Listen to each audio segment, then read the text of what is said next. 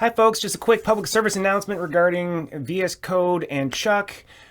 Discovered something kind of fun and thought I'd let you know about it. Let's go back 2 years to a comment I got 2 years ago from the Punjabberwocky. In Visual Studio Code, is there a quicker way to run the code as you change it? Having to press Control S to save and then move the mouse and go to the terminal. All of us have experienced this stuff. It's kind of annoying. You got to go down to the terminal and run ChucK and then your file name. So apparently, if you were on Mac or Linux, the VS Code extension always had this capability. But Forrest Cahoon, who is the author of the VS Code extension, has fixed it on Windows. So now there are hotkeys to start and stop your ChucK script from inside VS Code. Let's take a look. So I'm in here and I've got just a regular old script that I can run from the terminal as usual, but you can also do using the extension. I'm going to look at my ChucK extension right now. Click on this. So it does syntax, highlighting, syntax checking, and a command to play the ChucK file in the active editor window, and a command to kill any ChucK process started this way. So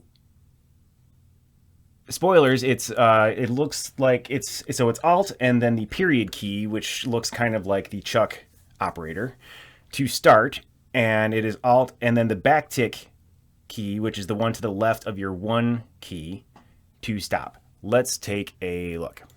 So I've got this ChucK script here. I'm going to hit Alt period. Now this is going to go on forever because I've got it going for a really long time.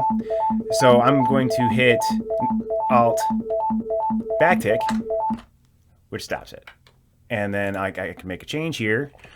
Let's make this 8.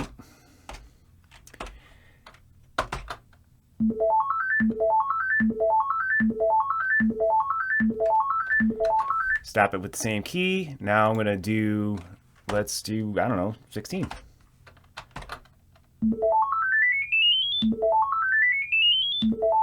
And stop it. So this is a much faster and simpler way to launch stuff inside VS Code. Thank you to Forrest Cahoon for updating this extension. And if you have the ChucK extension, it should reload automatically in VS Code. And once again, those hotkeys or keyboard shortcuts are Alt period to start and Alt backtick to stop.